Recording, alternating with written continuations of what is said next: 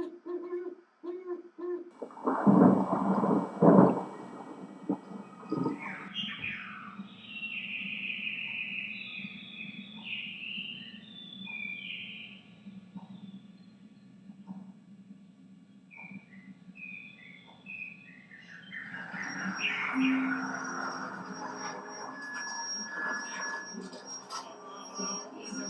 I want is to enter my house justified. With call little angels of our nature.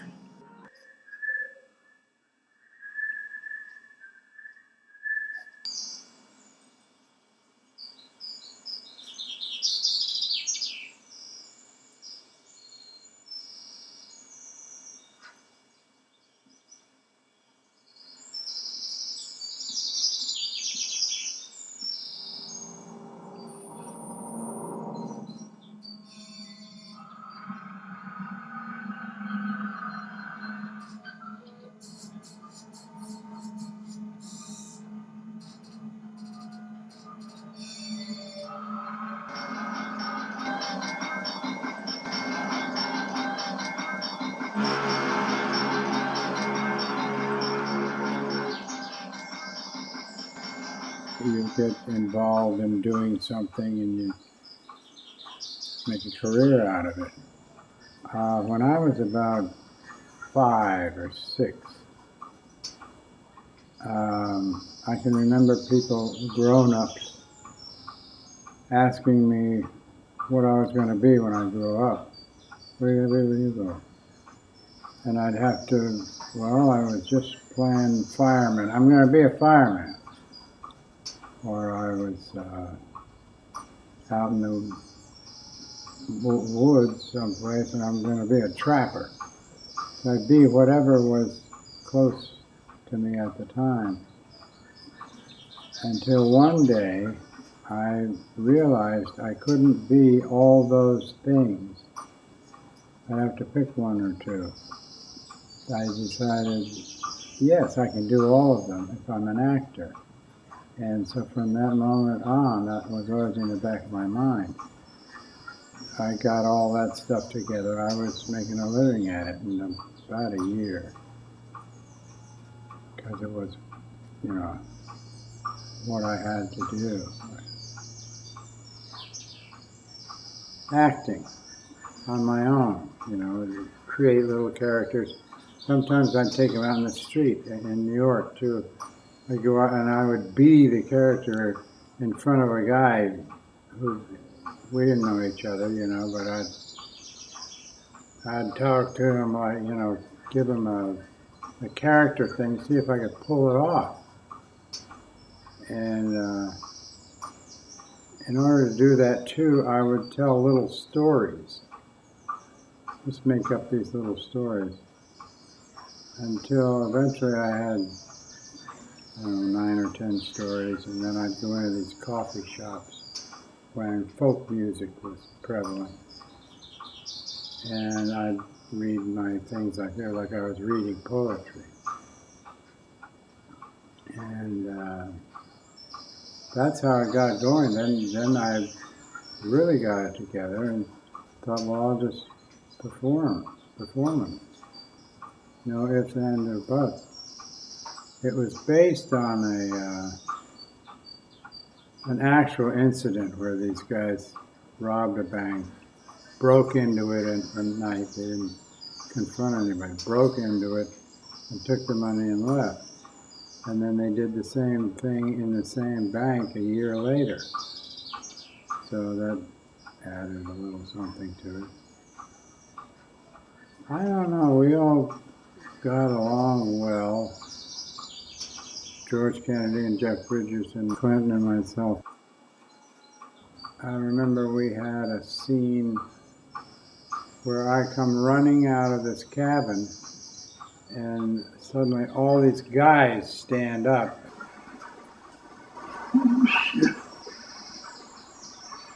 And they shoot at me. And there must have been 50 squibs around there. And as soon as it was over, Chimino said, all right, let's do it again. And we did that for 3 or 4 days. They had to redress everything and put it up. I wrote a letter to different people I've worked with, like Redford and Mel Gibson and Clint and stuff. And I said, this is just a note to tell you what I've been up to the last 2 years. I had a stroke, went into a heart attack, I had a knee replacement, I had this, I had that, Parkinson's disease, but I'm all ready to go back to work. And I said, just don't give me anything I have to memorize. P.S. I'm great playing the part of the guy over in the corner drinking.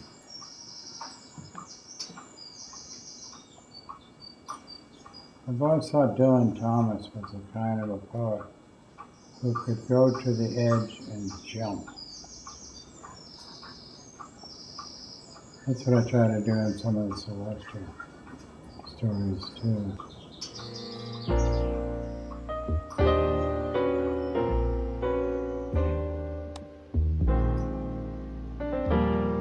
It all started in January 1943. One of those blustery days in Chicago when the wind chill coming off of Lake Michigan dropped the temperature down around 0 degrees. We just had roll call in Chemistry 2 and we're firing up our Bunsen burners for one of those silly experiments, but all I could think about was the Marines slogging through the jungles down there in Bataan and Guadalcanal. They were paying the Japs back for bombing Pearl Harbor just a couple of years before. While I was sitting there trying to figure out how to get into the Marines and into the war, when I heard the teacher say, "You're late," I looked up just in time to see a beautiful girl in a blue sweater walk in. Her hair flowed around her face like a soft cloud on a summer's day, and her lips were as red as one of those stripes on the American flag, and suddenly I knew what our boys were fighting for down there on the beaches of foreign lands. When she walked across the room, my heart swelled up larger than the Star-Spangled Banner, and suddenly I wanted to be down there in the jungles, charging right into the teeth of a machine gun manned by Tojo himself with just a couple service 45s and a bayonet between my teeth just to protect her honor. She set her books down on the counter next to mine with a slight smile. I snapped to attention as if the president just draped the Medal of Honor around my neck.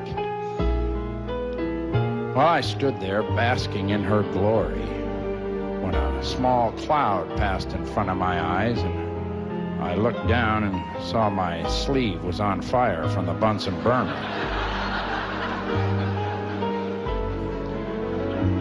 Teacher was there in a flash, spraying me all over with a fire extinguisher, and all I could do was just grit my teeth and smile at her. Well, we got together after that. She promised to write me twice a week because I joined the Marines on the day I shipped out. I thought of her all the time.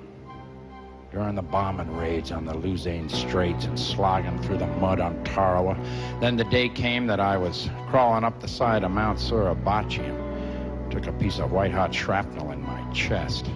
I was lying there on my back looking up at the blue sky with explosions going off and guys running past, and I thought of her again and gritted my teeth and smiled at her beautiful memory and realized that, yes, her honor had been protected. Then my heart burst. I slipped out of my dead body and passed through the light thinking, geez, I'll probably never see her again.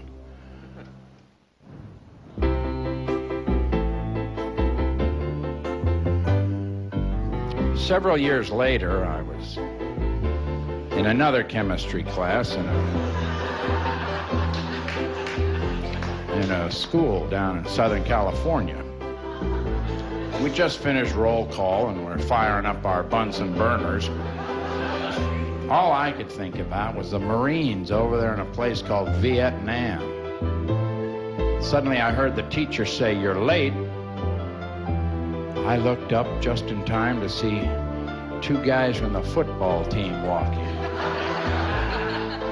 I watched them amble across the room, and then a voice next to me said, "You better watch what you're doing. You're going to burn your sleeve again."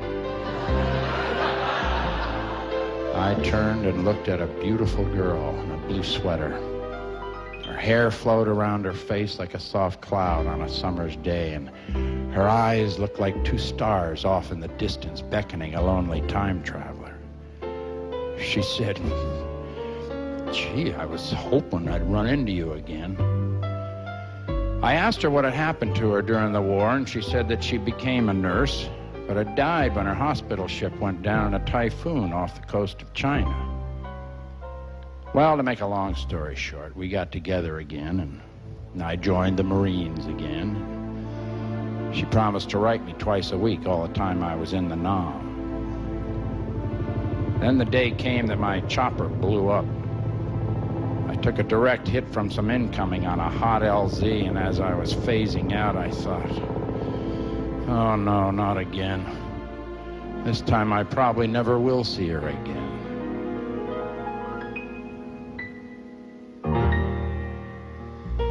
Well, that all happened a few years ago.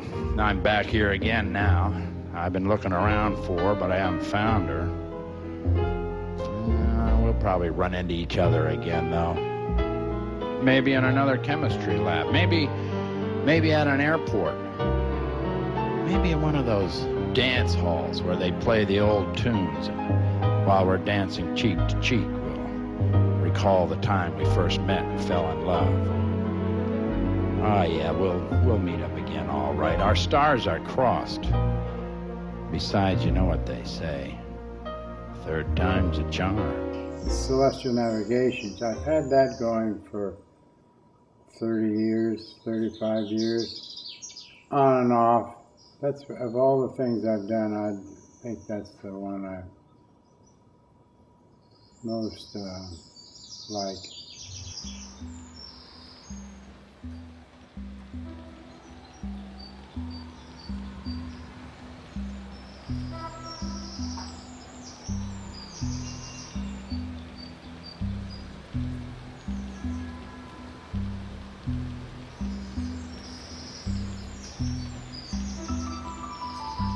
We lived down a dirt road, and at the end of the dirt road was a house with a lawn around it, and then some fields, and then on out into the woods.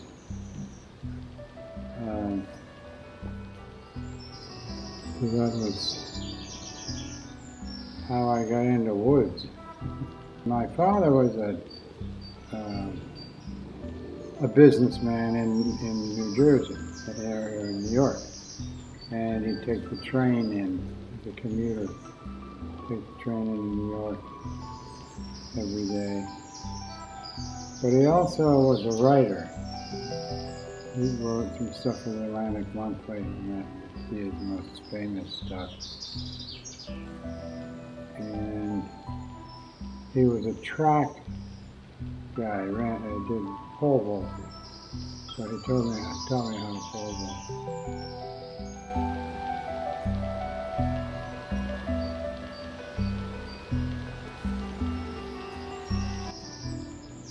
I didn't get very high off the ground, but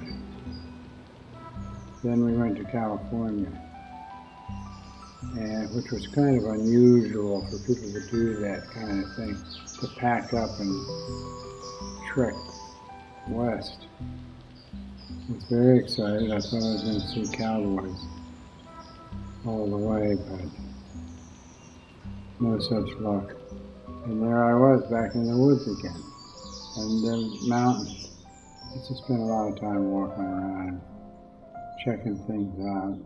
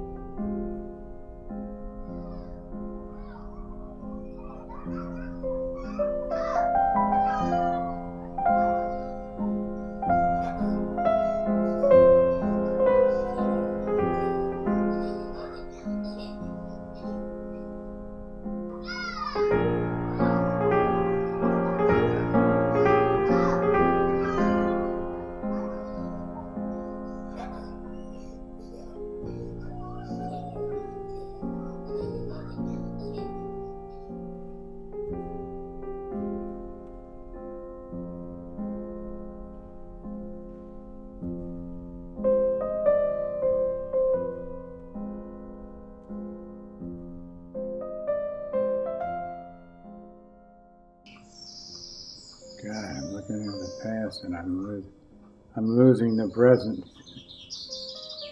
God, it just slipped my mind because of this stroke I had. It's what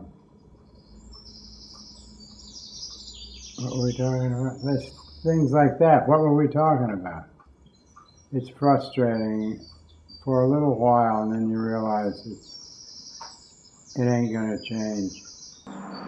So what I can do is maintain at this level and continue to work towards bettering things.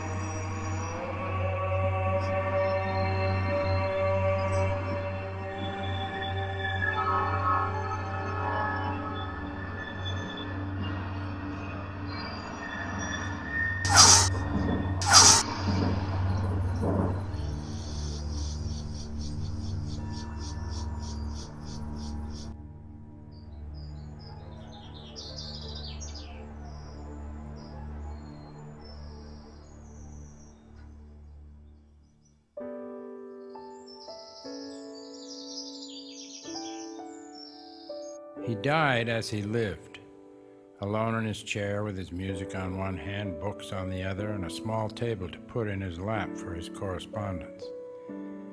He was on a quest for as long as I've known him. He wanted to put the pieces together. And in between, he worked at jobs he learned to do but didn't love.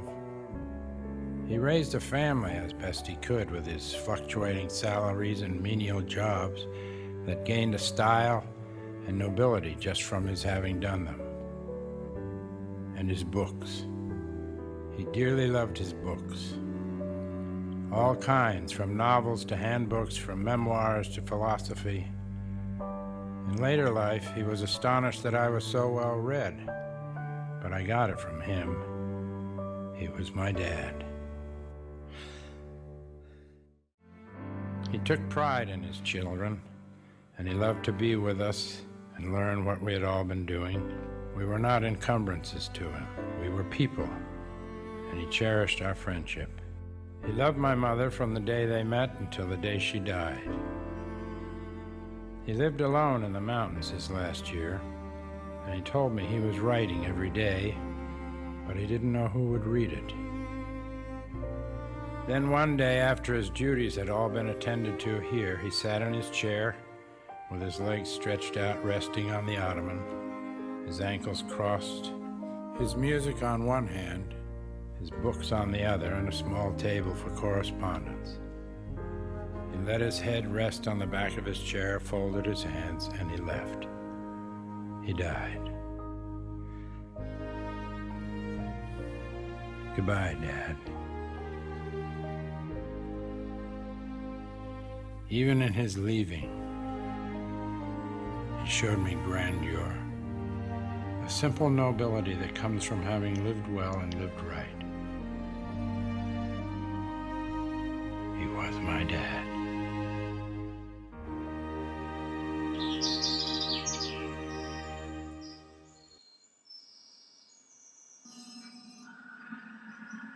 Four wives and 10 children, all of whom are great. I still talk to the wives. Great women.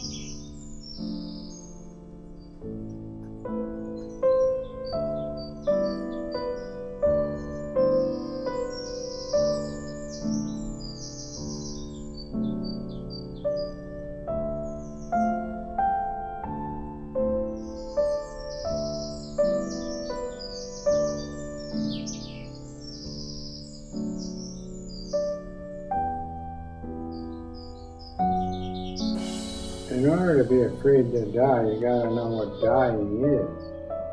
I'm not sure. It's just a separation of the body and the spirit, and as long as it's the spirit, that's me, that's not going anywhere. I don't want to. At some point, you're going along, the man and his body, you're going along this way, and all of a sudden the body part starts to drop away. But it doesn't have to drop away for me, who is the spiritual being. There's a lot of empty spots too. Spots I didn't get it together, or got it together too soon. Yeah, still trying to do it.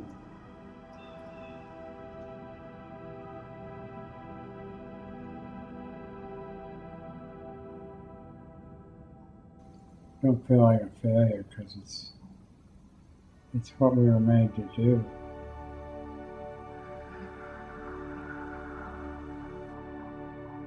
Well, you gotta get out near the edge of the light and the balloon of the universe, and you get right on it, and then just push. Your focus is not, am I going to get through it? It's it's not how do I get through it? It's what do I do once I'm through it? You can put your attention on the other side. Then with one mighty effort, you might say, there's a pop and you go through. And for a moment, you're outside of the universe.